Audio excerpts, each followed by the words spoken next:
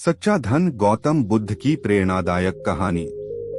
प्राचीन समय की बात है जब भगवान गौतम बुद्ध अपने शिष्यों के साथ विभिन्न स्थानों पर भ्रमण कर रहे थे। वे जहाँ भी जाते वहाँ के लोगों को धर्म, सत्य, अहिंसा, करुणा और संतोष का उपदेश देते। उनकी वाणी इतनी मधुर और प्रभावशाली थी कि जो भी उन्हें सुनता वह प्रभावित हुए बिना नहीं रह सकता था। उनके विचार और शिक्षाएं मनुष्य को एक उच्चतर जीवन की ओर ले जाने के लिए थीं। एक दिन गौतम बुद्ध एक छोटे से गांव में पहुंचे। गांव के लोग बहुत उत्साहित थे क्योंकि वे बुद्ध के दिव्य वचनों को सुनना चाहते थे। गांव में एक गरीब आदमी भी रहता था जो अपनी गरीबी से बहुत दुखी था। वह सोचता था कि यदि उसके पास ढेर सारा धन होता तो वह भी सुखी हो सकता था। जब उसने सुना कि भगवान बुद्ध गांव में आए हैं तो वह उनके पास गया और उनसे एक प्रश्न पूछा। उसकी यह जिज्ञासा ही एक अद्भुत प्रेरणादायक कहानी का रूप ले ली, जिसे आज भी लोग सुनकर जीवन में सच्चे धन का अर्थ समझ सकते हैं। गरीब आदमी का प्रश्न। वह गरीब व्यक्ति बुद्ध के पास पहुंचा और बड़े ही दुखी स्वर में बोला, भगवान, मैं बहुत गरीब हूँ। मेरे पास कुछ भी नहीं है। मेरा जीवन दुखों से भरा हुआ है। मैं चाहता हूँ कि आप मुझे कुछ ऐसा उपाय बताएं जिससे मैं अमीर बन सकूं। बुद्ध मुस्कुराए और बोले, तुम सच में बहुत गरीब हो? गरीब आदमी ने उत्तर दिया, हाँ प्रभु, मेरे पास न अच्छा घर है, न पैसे, न खाने के लिए भरपूर भोजन। मेरा जीवन बहुत कठिनाई भरा है। बुद्ध थोड़ी देर चुप रहे, फिर बोले, मैं तुमसे कुछ प्रश्न पूछूंगा, क्या तुम उत्तर दोगे?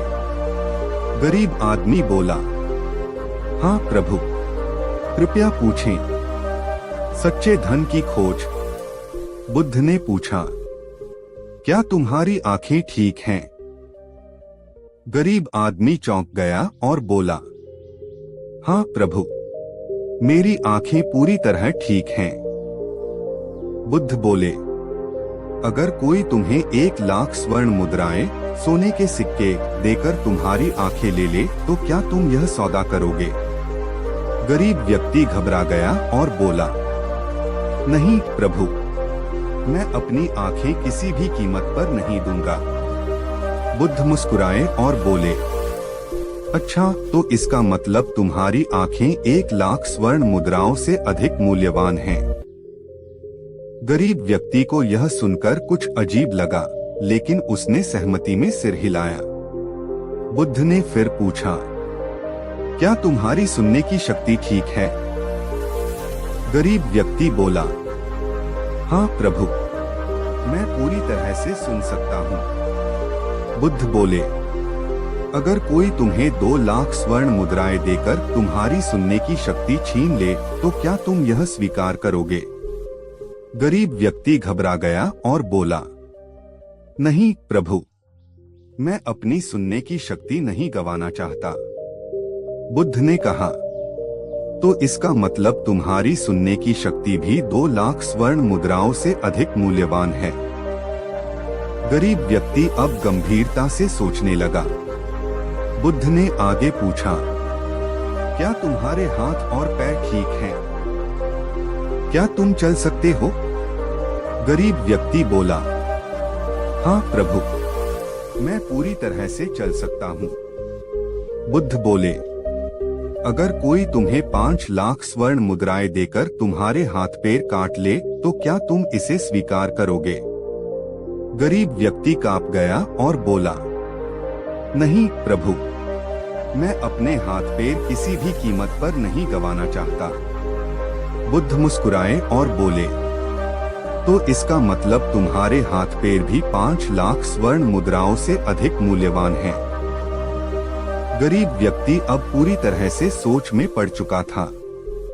सबसे बड़ा धन स्वस्थ शरीर और संतोष। बुद्ध ने फिर कहा, अब सोचो, तुम्हारे पास आंखें हैं, कान हैं, हाथ हैं, पैर हैं और एक स्वस्थ शरीर है। तुम बोल सकते हो, सुन सकते हो, चल सकते हो, काम कर सकते हो, फिर भी तुम सोचते हो कि तुम गरीब हो। गरीब व्यक्ति ने सिर झुका लिया।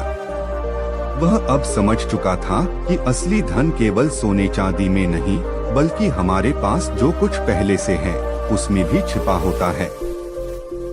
बुद्ध ने आगे कहा, यदि किसी के पास बहुत सारा धन हो लेकिन वह बीमार हो, उसे खुशी न मिले, उसका मन अशांत रहे, तो क्या वह वास्तव में अमीर कहलाएगा?